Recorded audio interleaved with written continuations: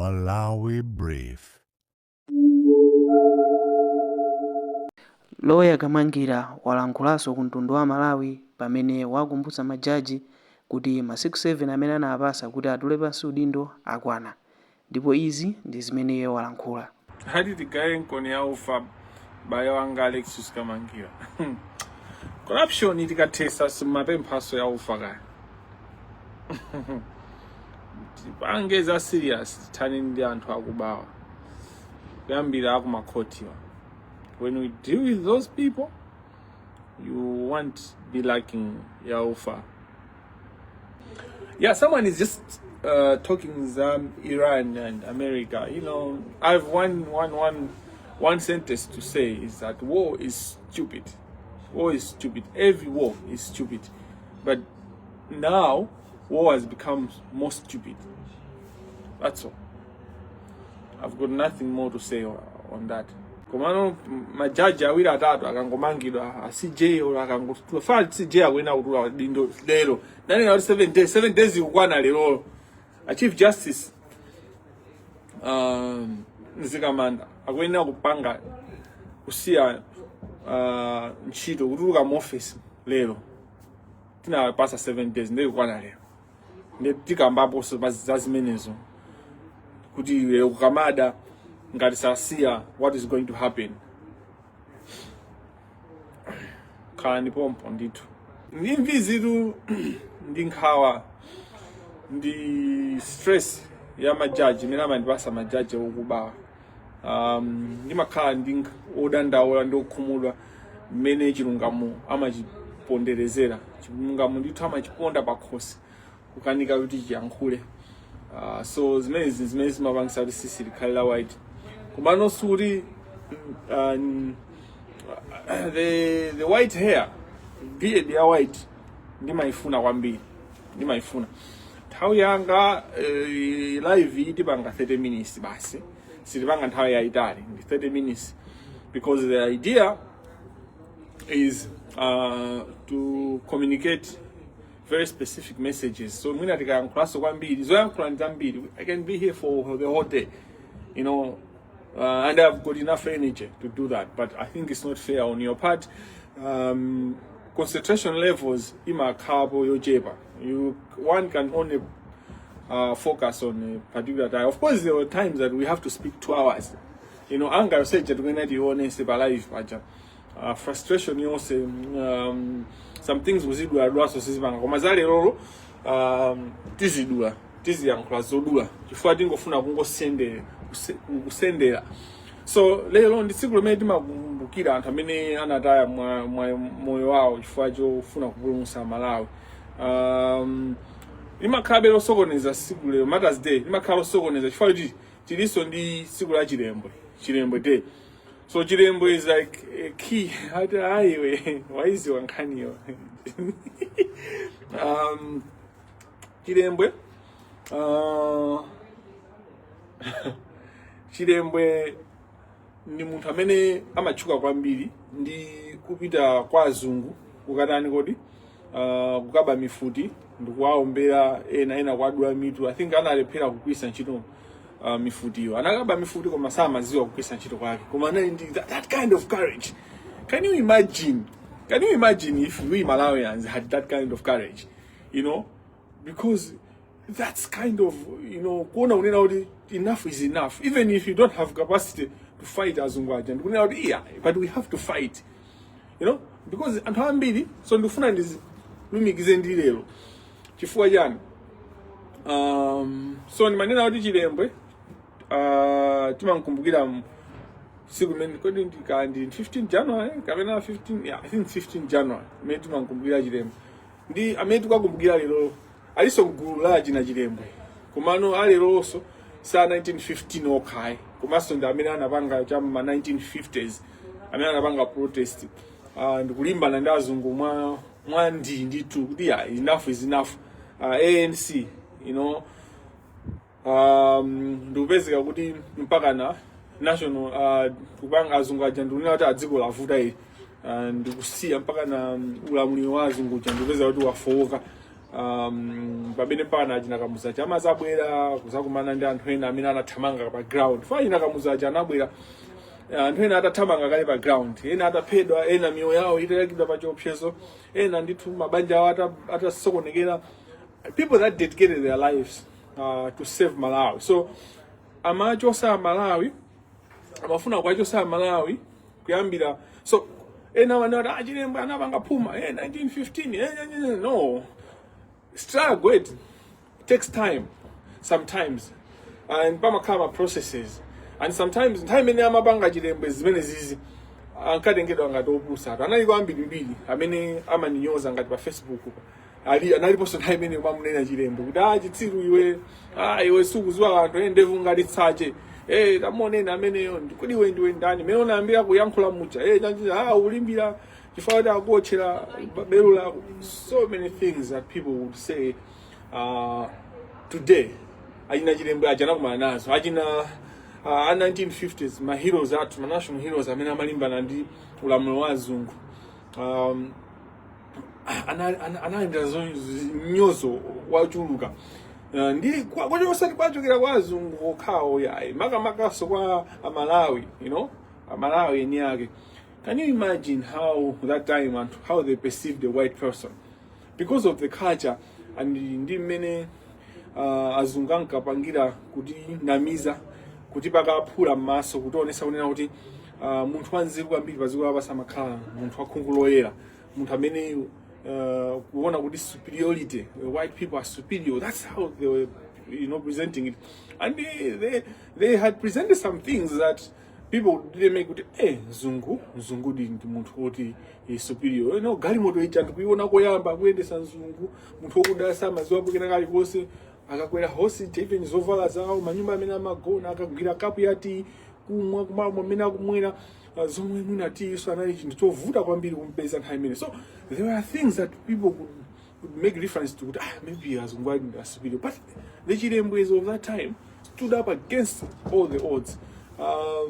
Anyamata Malawi 1950s, 1953, 1960, 1957, 58, 59 pamene zinafika pachimake, they did not look at kuti munthu akuchena motani. Sanaonesa kuti boma limene la azunguli la asamunda linali la mphamvu chotani. Chimene anaona ndi mazuzo amene Amalawi ankakumana nawo.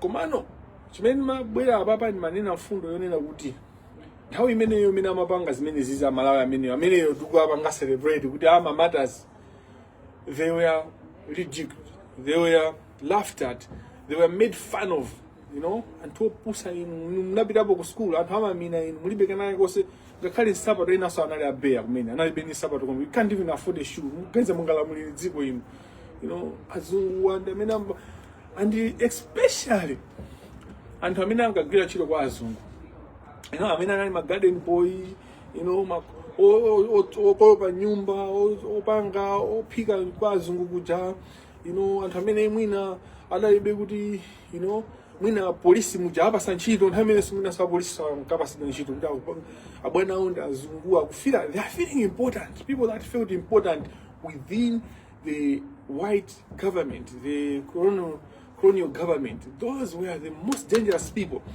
It's like time slave trade. The most dangerous, the biggest threat to ending slave trade wasn't really the white man. It was the nigger in the house. When I say the nigger in the house, is a slave that was serving in the master's house. Those niggers or those slaves that were not working in the field, those were the most dangerous or the greatest threat to ending slave trade. So today's world, now I'm bringing the context here, slave trade, ending slave trade, and ending colonialism in Malawi, in that anthu amene anali ndi mphamvu akuda kumana anabasidabe timphamvu ndi boma limene la azungu ndi amene anali ankapereka chiopsezo kwambiri kuti nkhondo yozilamulira payo khati pambane. It's the same issue today.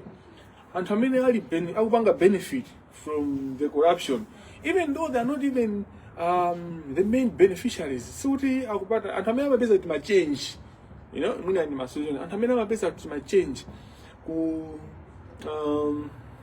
ati koma kuntchito mmapita kuntchito ndi kunoko kaya kunoko ndi kuntchito kaya kuti uphwekesa zizi kunoko ndi kuntchito kaya iyi ndi ntchitoyo kaya.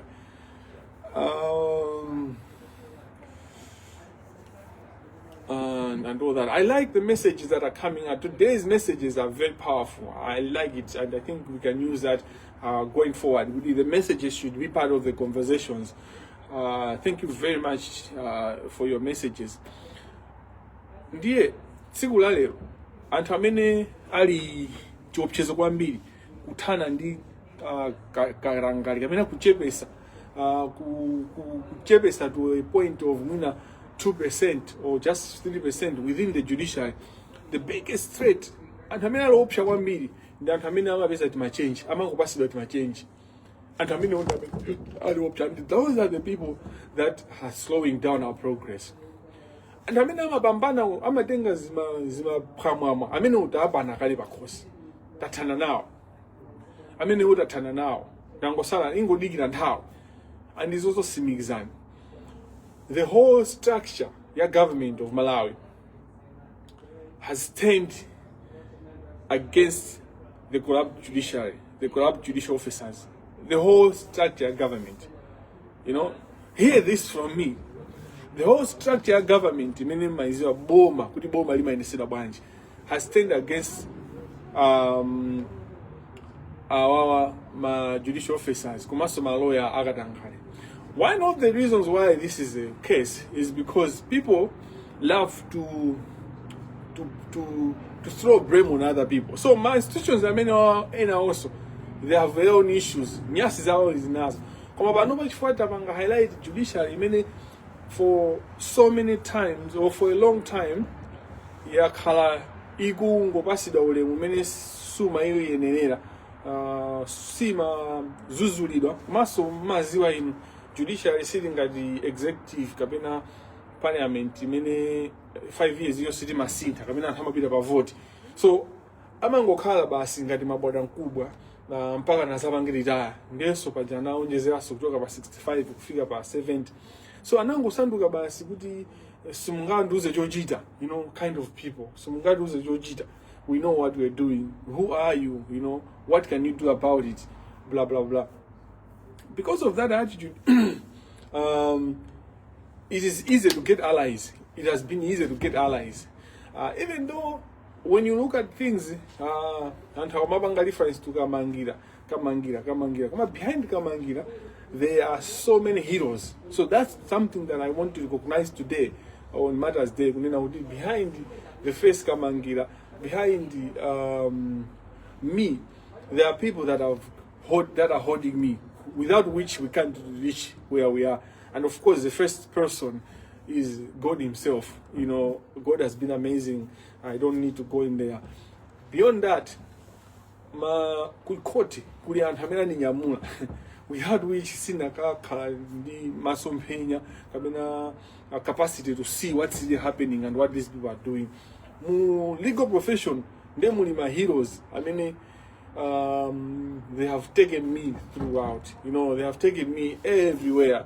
I've worked with them, throughout, and many won't sangani see. Nditafuta Jordan fayo also ndi matters of kubeza kuti yanga na ngwalu maso inu apa bwanji kwa model, but they always work with me, my heroes in the legal profession. And then there are heroes in parliamentarians who have been my strength. Then you have the institutions maziwa kumalaya matana ndi akatanga ezosiyana ajina FIA, ajina SCB, ajina Malawi police. They have been my heroes. Even mpaka na baroba sinamangidwe before mangidwa ndakamangidwa in 2024 in October. There was that note, there was a complaint, the judge complained, they wanted to arrest me, and they had set up a magistrate kumanda kanitengera kuti akanimange chantara mangofuna kuti basi and pshodole tingodero amafuna kuti andimalize yangu anditani kodi amafuna nditu amafuna andimalize kuti achose dignity yanga yonse, you know. They wanted to finish me off kungondimaliza kuti I don't think kuti at that time they had thoughts to kill me, but of course there was an attempt on my life. I don't know where that attempt was intending. Was it intending just to injure me? There was an attempt. I've spoken on this before. Until to the point where I become untouchable for them. You know, even other Jordan, they can't touch me. I went within the criminal world, I've got allies within their gang. That's what God does. That's how God does. God, He creates, He turns. So He says, God, the word of God says, "Nizakukonzera pamwaza kuja pamaso pajani kodi pa adani ako." Kunena kuti adani ako nzasa msachopondera chako. Ineyo pano pevi amajaja, you know, my judicial officers ndizopondera za ineyo. That's what's happening. It's only amalawa amene simukupenya amene mukuona ngati kunena kuti nkhani isikupita kuli kosi. Nkhani inathakaya. Nkhani inatha tingodikira when. It's just a matter of when. It's not a matter of if or what. It's of when. When kodi Babylon yako quality. When I say Babylon, it's cartel ya corruption. So whatever I'm saying in terms of kutantua the amaliza traffic it's just a matter of time. See I'm saying it to kunyazisa how powerful they have been and how powerful they remain. They remain very, very powerful. Because you see, my judge wait. Kama banga zisanko zao, ziganizo zao, zimene sizimasatira maamuzi, zimene zimasatira kuti alandira mabilioni kuti zimatumba za ndrama, zimabagi, because they are paid in cash. Sama libira ndrama za simakama transactions apa mpamba kamena apa banki, because of they know kuti ndrama zo sangazi bank expense. So amaenda zimatumba za ndrama kumbuye ndikena ukasiya manyumba. I know some of the houses. I can't know all the houses, but I know the houses where that money is kept. I know the Psalms, how they end up buying vehicles, cars, just to keep that money. My point is good. System imene sudi makabuti. The power is good. Kumakama financiers of corruption. You know, people that finance the corruption, people that bankroll, the corruption. So, Pamakama CEO and some private sector, they are part of this problem. And some banki, banki, they are part of this problem. And I mean, Tom Pingangira is part of the problem of corruption in the judiciary. So, it's because you're blind, it's because you are ignorant, or it's because you are protecting your bosses. So there are a number of issues. I'm a supporter. I'm a bank of finance team yacho. He funds our team. That's none of the business. These are people that destroy the country. So Mutungati Tom Pingangira, he's a problem in that he's a person who violated Maamula Dziko la Malawi. There's already information you say and anapita ku court kutanduliza mtu yule amafuna kupanga bribe majaji akufuna kuunguza kuti chisango sinaende bwino jani amafuna kuti apange zo agamule mokomera uko, which affects what we call universal suffrage.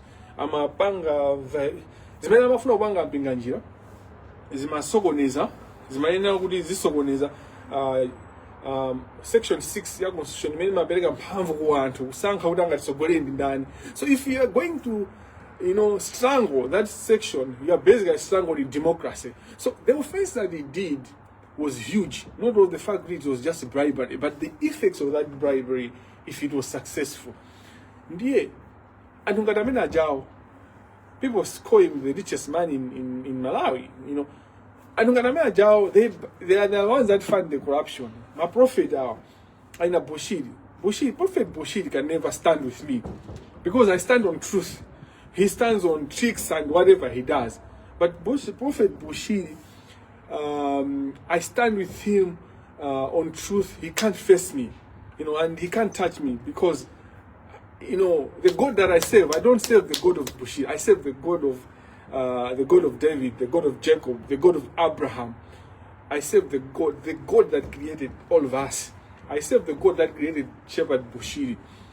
That's why I'm not scared of Shepherd Bushiri.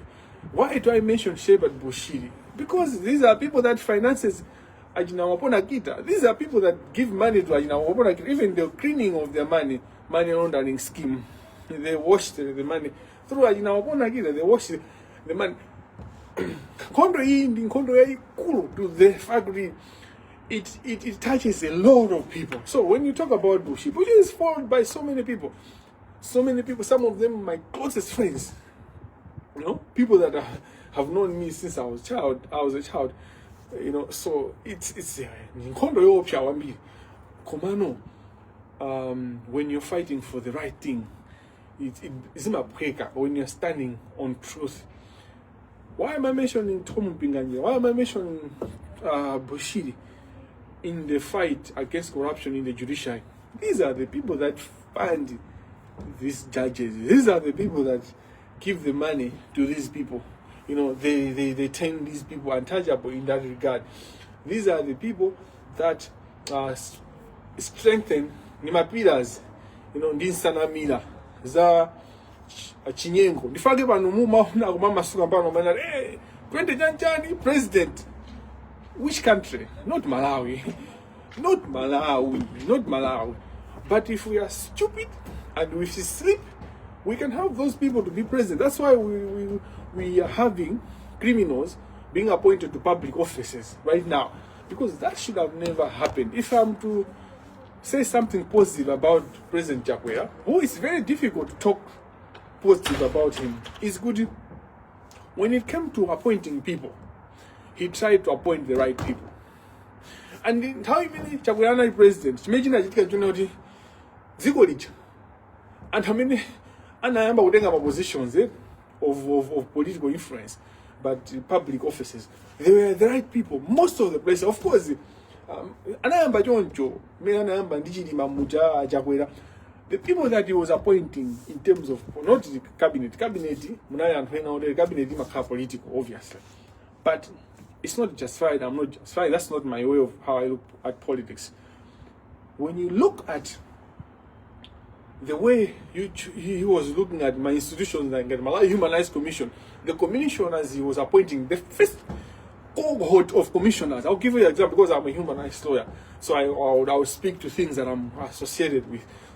The first brilliant people, you know, that's the time that Bibs Habiba, Anna Bida, these are real people that you know are fighting. You know, Malawi Human Rights Commission started being alive again, you know, started waking and